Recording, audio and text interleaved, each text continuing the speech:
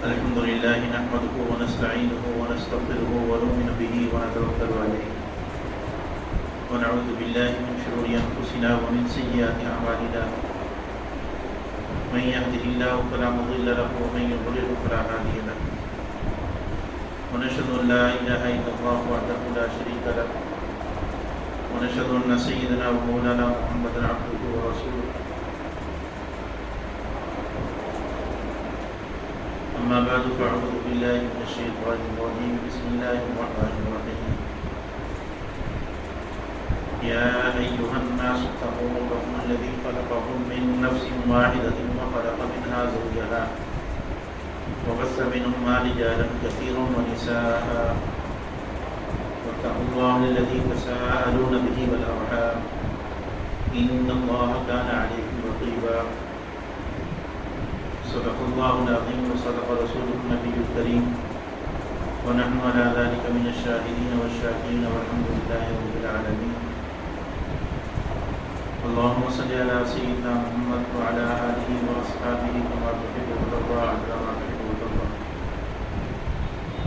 قابل احترام معلمات، عزیز طالبات اور باہر سے تشریف لانے والی امت مسلمہ کی مقدس ماؤں، بہنوں، بیٹیوں،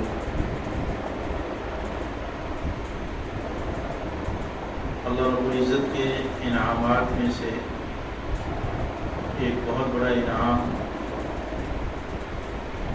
یہ رشتہ داریاں ہیں جو اللہ رب العزت نے ہمیں عطا فرمائی ہیں.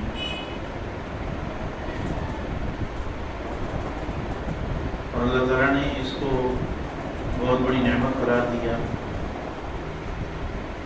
والد کا رشتہ ہے، والدہ کا رشتہ ہے، بہن بھائیوں کا رشتہ ہے، خاوند بیوی کا رشتہ ہے.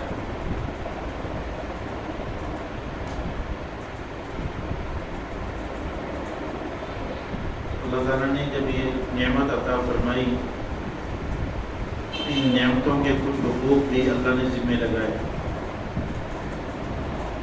ان حقوق کی ادائیگی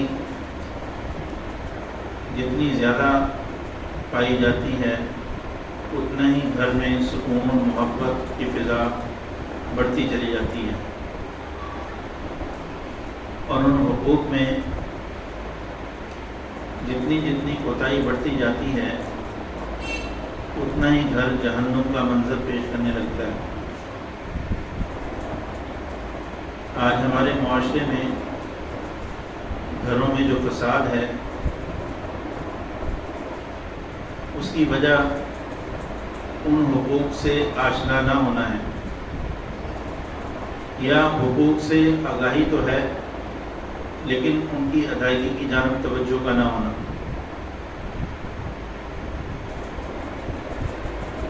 گھروں میں محبت اور سکون کی فضا جو ہے وہ اللہ کے بتلائے ہوئے، اللہ کے نبی صلی اللہ علیہ وسلم کے بتلائے ہوئے حقوق کی ادائیگی کے ساتھ ہی وابستہ ہے.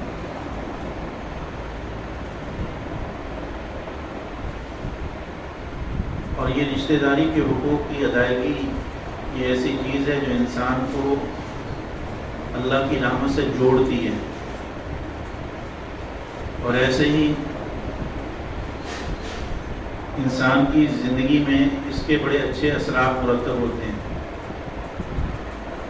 ایک روایت میں آتا ہے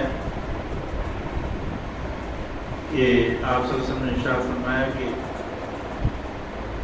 اللہ تعالیٰ کہ عرش کے پائے کو رشتہ داری نے پکڑ لیا اور پکڑ کر اللہ تعالیٰ سے عرض کی کہ اللہ میں پناہ چاہتی ہوں کہ لوگ مجھے قطع کریں گے، توڑیں گے. تو اللہ تعالیٰ نے فرمایا کیا تو اس پہ راضی نہیں؟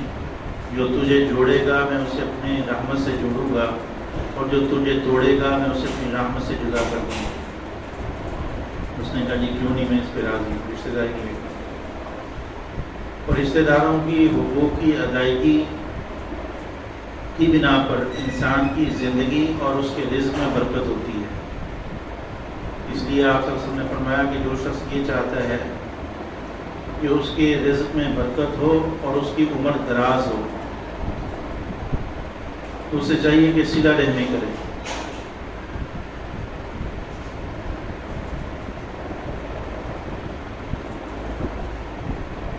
قطع رحمی کو کے متعلق آپ صلی اللہ علیہ وسلم نے انتہائی ناراضگی کا اظہار فرمایا کہ جہاں رشتہ داروں کے حقوق پامال ہوں تو آپ صلی اللہ علیہ وسلم نے فرمایا کہ ایسا قطع رحمی کرنے والا شخص جنت میں نہیں جائے گا۔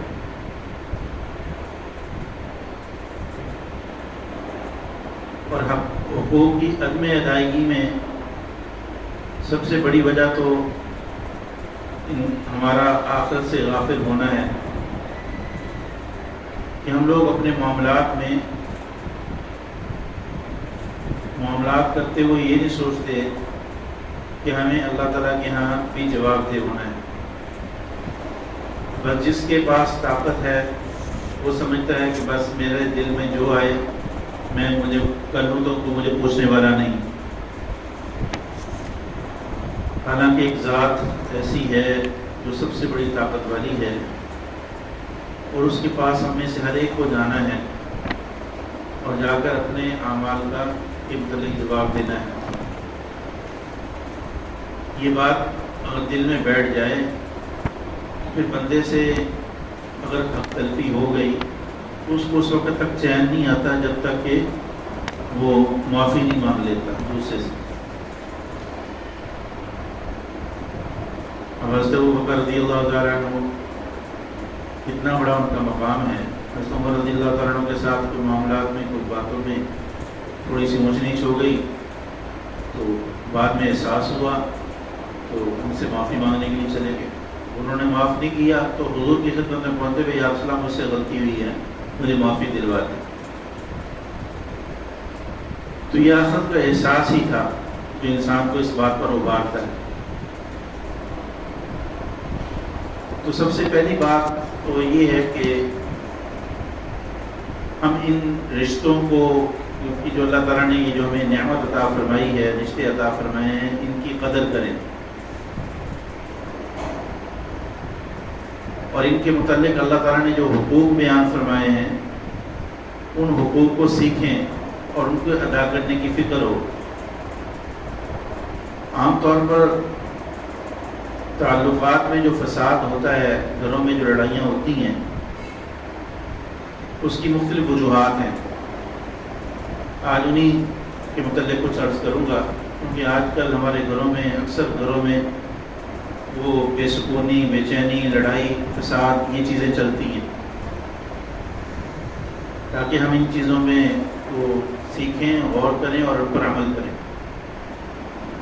اور رشتوں کو یہ ملانا، جوڑنے کی کوشش کرنا، یہ اتنا بڑا عمل ہے کہ ایک دفعہ آپ نے صحابہ سے فرمایا کہ تمہیں میں ایسی چیز نہ بتاؤں جو نفلی نماز، روزہ، صدقہ، زکوٰۃ، ان سب چیزوں، نفلی نماز، روزہ اور صدقات سے افضل ہے۔ تو صحابہ کرام اور اللہ کا قرب دلانے والی ہے زیادہ ان چیزوں سے۔ صحابہ نے عرض کیا رسول اللہ ضرور بتائیے۔ حضور صلی اللہ علیہ وسلم یہ سوال کیا کرتے تھے صحابہ میں طلب پیدا کرنے کے لیے، کیونکہ جب طلب کے بعد وہ چیز معلوم ہوتی ہے انسان اس کی قدر کیا کرتا ہے۔ اور صحابہ کو سب سے زیادہ طلب جو تھی وہ اللہ کے قرب کی تھی۔ وہ ایسے اعمال کی جستجو میں رہتے تھے جس سے اللہ کا قرب ملے۔ جیسے ہمیں تو دنیا کی طلب ہے ہمارے دلوں میں سوار کہ کوشش ہوتی ہے کہ دنیا میں آگے سے آگے بڑھیں، تو صحابہ کے دلوں میں اللہ کا قرب، آخرت کی ترقی، یہ ان کے پیش نظر ہوتی تھی۔ چنانچہ وہ اس لیے حضور صلی اللہ علیہ وسلم سے جو سوالات کرتے تھے وہ اسی قسم کے ہوتے تھے، یا رسول اللہ سب سے افضل عمل کون سا ہے جو اللہ کا ہمیں قرب دلائے؟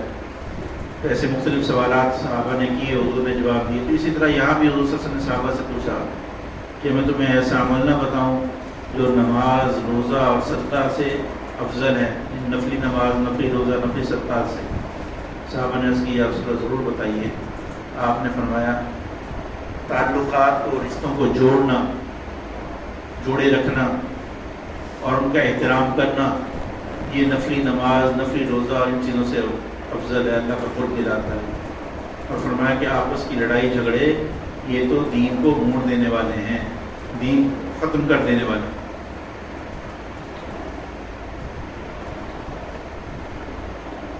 تو اس لیے ہمیں جو ہے گھروں میں رہتے ہوئے جن رشتوں سے واسطہ پڑتا ہے، اب انہیں والدین کا رشتہ ہے، اب اگر ان کی عظمت، ان رشتوں کی عظمت اور اس کا ہمارے دل میں ہوگی تو ہم پھر حقوق کی ادائیگی کے لیے تیار ہوں گے، اور جب تک عظمت نہ ہو تو انسان جو ہے وہ کمی کوتاہی کر جاتا ہے۔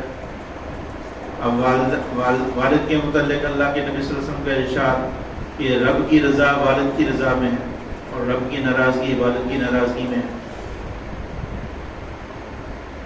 اور آپ نے یہ بھی فرمایا تو اور تیرا مال جو ہے وہ تیرے والد کا ہے۔ اور والدہ کے متعلق کسی نے پوچھا، صحابی نے پوچھا، یا رسول اللہ میرے سب سے زیادہ حسن سلوک کا حقدار کون ہے؟ آپ نے فرمایا تیری ماں۔ اس نے پھر پوچھا، یا رسول اللہ سب سے زیادہ میرے حسن سلوک کا حقدار کون ہے؟ آپ نے فرمایا تیری ماں۔ پھر اس نے پوچھا، یا صحابی نے، یا رسول اللہ سب سے زیادہ میرے حسن سلوک کا حقدار کون ہے؟ آپ نے فرمایا تیری ماں۔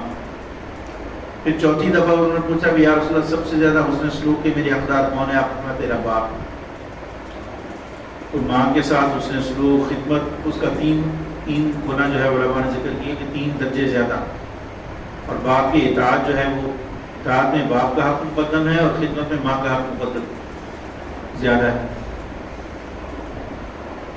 اور ایسے ہی میاں بیوی کا رشتہ، اب بیوی کے حقوق کے متعلق آپ صلی اللہ علیہ وسلم نے فرمایا کہ تم میں سب سے بہتر وہ ہے جو اپنی بیویوں کے لیے اچھا ہے، اور پھر فرمایا کہ میں تم میں سب سے زیادہ اپنی بیویوں کے لیے بہتر ہوں۔ اور آپ نے فرمایا کہ میں تمہیں وصیت کرتا ہوں کہ اپنی بیویوں کے ساتھ اس سے سلوک کرو۔ اور ادھر خاوند کے حقوق کے متعلق آپ فرمانے، اللہ کے قرآن میں ذکر کیا گیا الرجال قوامون علی النساء، کہ گھر کی جو سلطنت ہے اس کی بادشاہت اللہ تعالیٰ نے مرد کو دی ہے۔ اور آپ نے عورتوں کے لیے فرمایا کہ اگر کسی کو اللہ کے علاوہ کسی کو سجدے کی اجازت ہوتی تو میں خواتین کو کہتا کہ وہ اپنے خامن کو سجدہ کریں۔ اور ایسے ہی یہ بھی آپ نے بیان فرمایا، ارشاد فرمایا کہ جو خاتون فوت ہو گئی اس حال میں کہ اس کا خاوند اس سے راضی تھا تو وہ جنت میں چلی گئی، یعنی خاوند کی رضا وہ جنت میں جانے کا اس کو ذریعہ قرار دیا گیا۔ ایسے ہی بچیوں کے حقوق بیان کیے، بیٹوں کے حقوق بیان کیے، فرمایا کہ بچی جو ایک بچی اللہ نے جس کو دی یا 2 دی یا 3 دی اور اس نے ان کی اچھی طرح تربیت کی، ان کے ساتھ اس نے سلوک کیا اور ان کے رشتہ کر دیا اور بعد میں بھی ان کے ساتھ اس نے سلوک کرتا رہا، تو آپ نے فرمایا میں اور وہ جنت میں یوں ہوں گے، قیامت کے دن یوں ہوں گے۔ آپ نے 2 انگلیاں ملا کر فرمائی کہ اس کو میرا ایسا ساتھ نصیب ہو۔ تو یہ جو مختلف حقوق آپ صلی اللہ علیہ وسلم نے بیان فرمائے، یہ اسی لیے یہ فضائل ذکر کیے کہ اس لیے کہ یہ فضائل انسان کو ان حقوق کی ادائیگی پر ابھارتے ہیں۔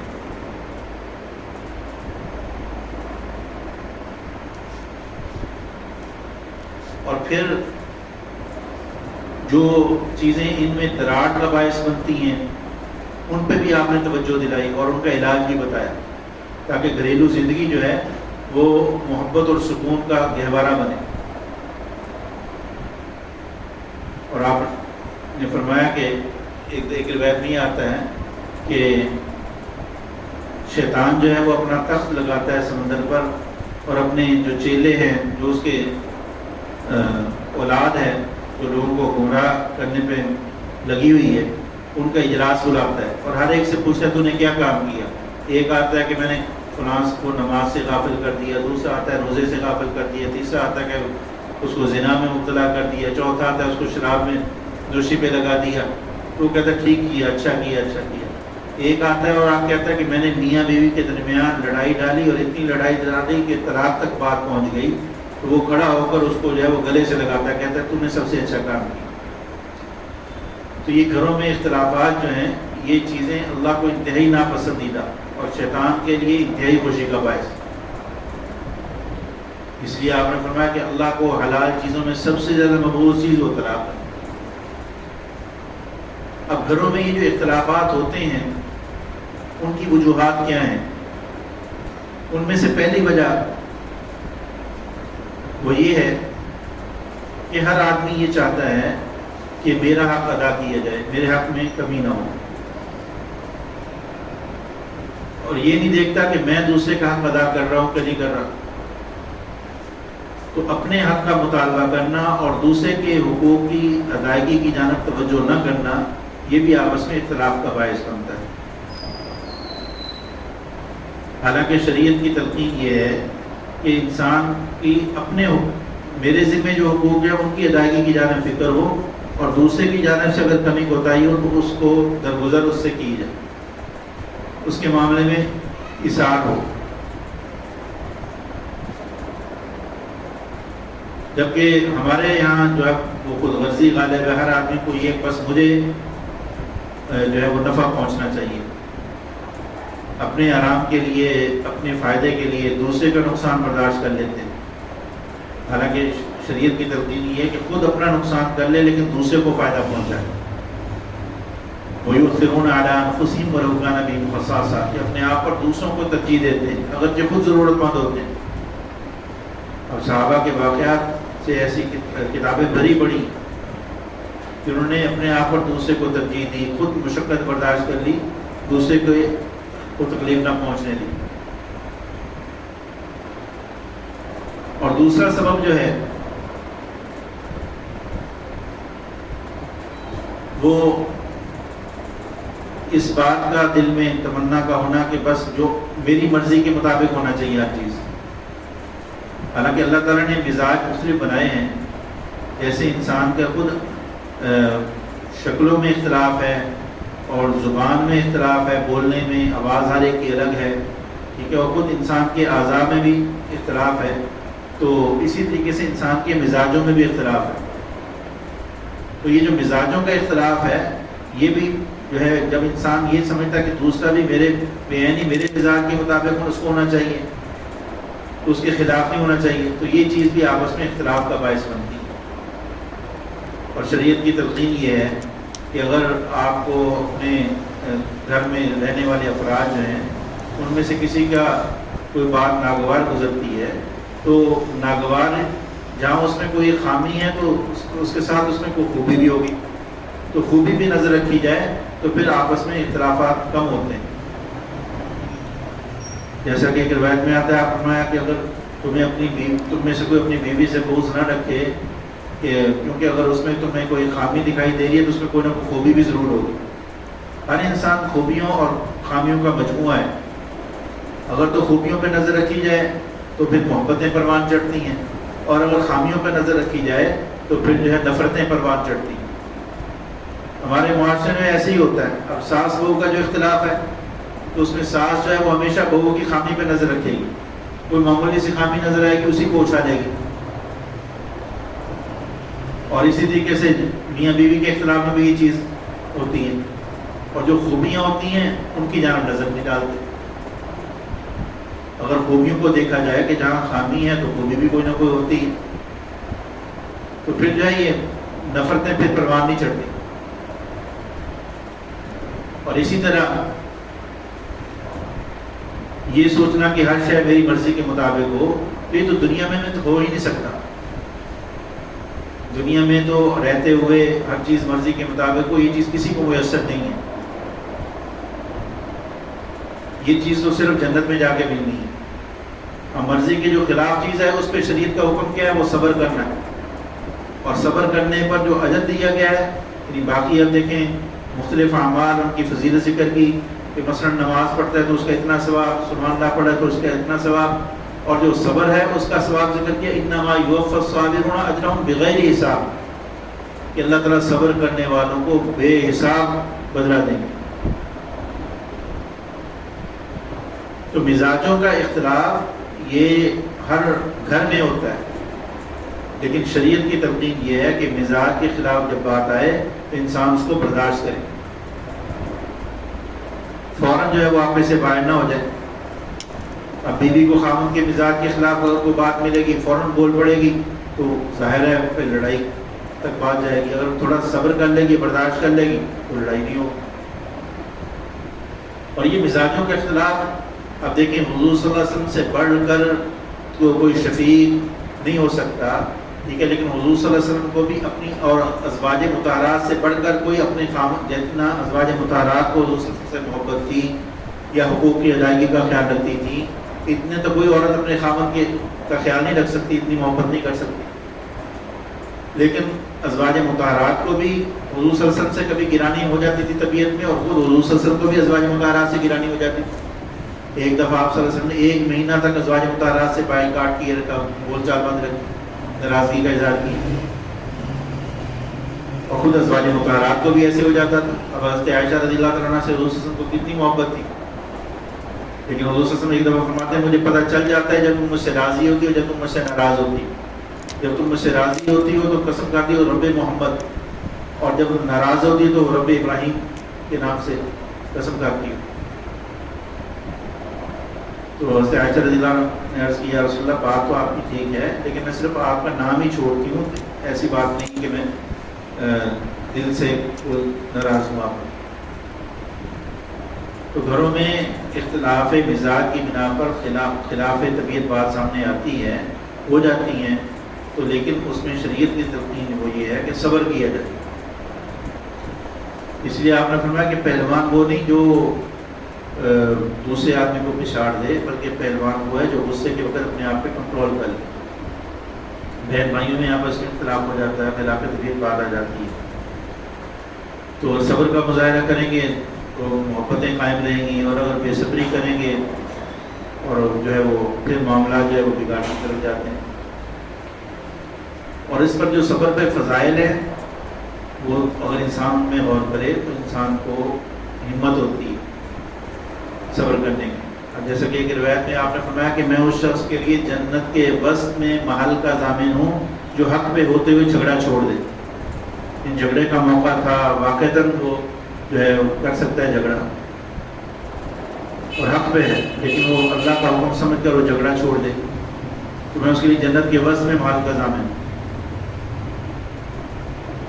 تو یہ مزاجوں کا اختلاف ہر جگہ ہوتا ہے، ہر گھر میں ہوتا ہے.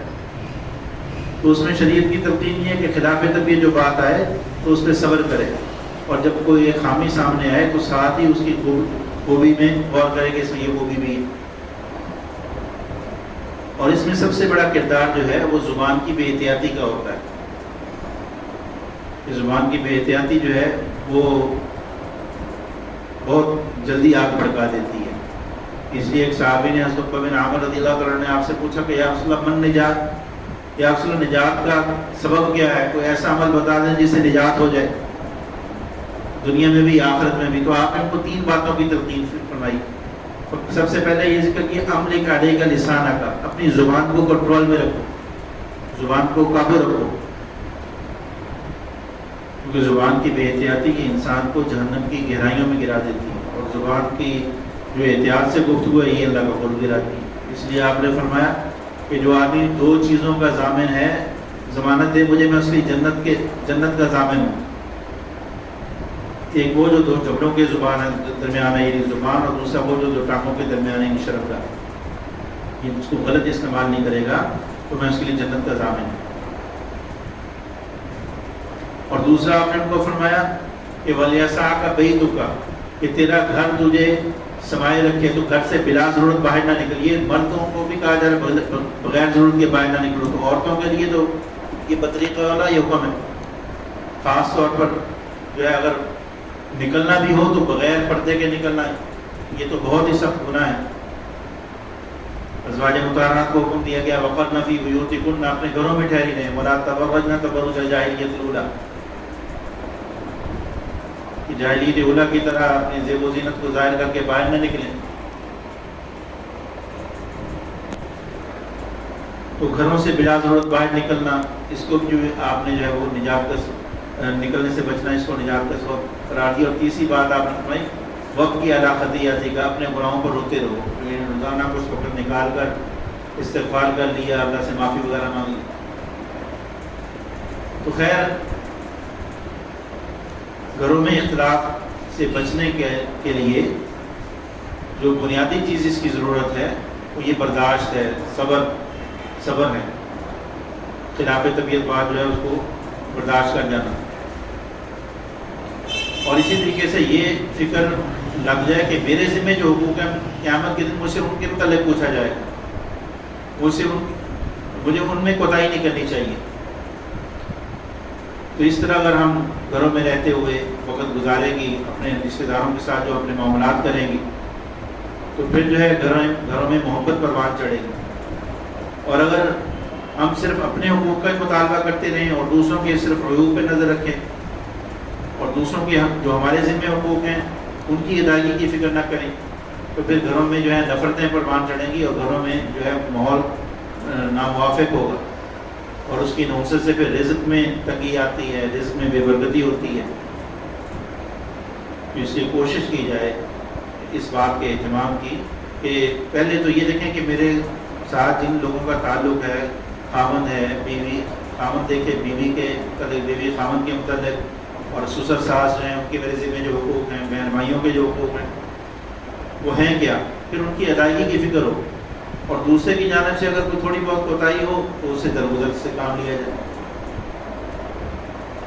تو اس سے جو ہے یہ دنیاوی گھر بھی سکون کا جو ہے وہ جگہ بنے گی اور اس سے آخرت بھی بنے گی۔ اور خدا نخواستہ جب یوں ہی خلاف طبیعت بات ہو، بندہ بھڑک جائے اور جو ہے وہ دوسرے کے حق تلفی میں لگا رہے اور دوسروں کے عیوب پہ ہی نظر رکھے، تو پھر یہ چیز جو ہے گھروں میں فساد کا باعث بنے گا۔ اللہ تعالیٰ سے دعا ہے اللہ تعالیٰ نے جو معروضات آپ کے سامنے ذکر کی، اللہ تعالیٰ نے اس کے عمل کی توفیق نصیب فرمائے۔ وآخر دعوانا الحمدللہ رب العالمین۔ دعا کریں۔ الحمدللہ رب العالمین والصلاۃ والسلام علی سید الانبیاء والمرسلین۔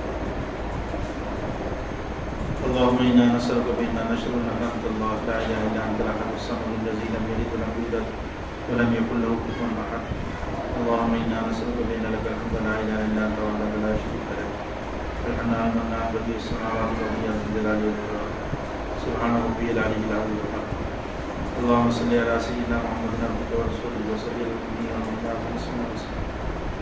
اے اللہ جتنی خواتین یہاں موجود ہیں، اے اللہ سب کے گناہوں کو معاف فرما، اے اللہ ہم سب کے گناہوں کو معاف فرما، ہماری خطاؤں سے درگزر فرما، جو کہا سنا اس میں عمل کی توفیق نصیب فرما۔ اے اللہ جتنی خواتین یہاں موجود ہیں ان کی پریشانیوں کو دور فرما، اے اللہ ان کی ضروریات کو اپنے خزانہ غیب سے پورا فرما۔ جو بچیاں پڑھ رہی ہیں اللہ ان کو اپنی بارگاہ میں قبولیت عطا فرما، علم نافع نصیب فرما، ان کے اچھے رشتے نصیب فرما، خوشگوار زندگی نصیب فرما، دین دنیا آخرت میں عافیت نصیب فرما۔ اے اللہ ہمارے والدین کی مغفرت فرما، بہن بھائیوں کی مغفرت فرما، عزیز و اقارب کی مغفرت فرما، اساتذہ اور مشائخ کی مغفرت فرما۔ اے اللہ ہمارے عزیز و اقارب اور اساتذہ اور مشائخ میں سے جو اس دنیا سے جا چکے ہیں ان کے قبول کو منور فرما، ان کے قبول پہ کروڑا رحمتیں اور برکتیں نازل فرما، ان کے درجات کو بلند فرما۔ اے اللہ تمام دینی مدارس، مساجد، مراکز، خانقاہوں کی حفاظت فرما، سب کو ظاہر و باطن آباد فرما، سب کے منتظمین و معاونین کو اخلاص اور تقویٰ کی دولت سے مالامال فرما۔ اللہ ہمارے اس ادارے کے ساتھ جتنے لوگ تعاون کرنے والے ہیں، محبت رکھنے والے ہیں، اللہ سب کو اپنے شایان شان بہترین بدلہ نصیب فرما۔ اللہ اہل خیر کے قلوب کو ہمارے مدارس کی معاونت کی جانب متوجہ فرما۔ اللہ ہم سب کو حرمین شریفین کی مقبول بات حاضری کی دعا پر توفیق نصیب فرما۔ اللہ جو بیمار ہیں ان کو شفا کاملہ عاجلہ نصیب فرما۔ اللہ جو مقروض ہیں ان پر سے خلاصی نصیب فرما۔ ہم سب کو دین دنیا آخرت میں عافیت نصیب فرما۔ ہم سب کا خاتمہ ایمان پہ فرما۔ صلی اللہ تعالیٰ علیہ وسلم محمد وعلیٰ آلہ وصحبہ اجمعین۔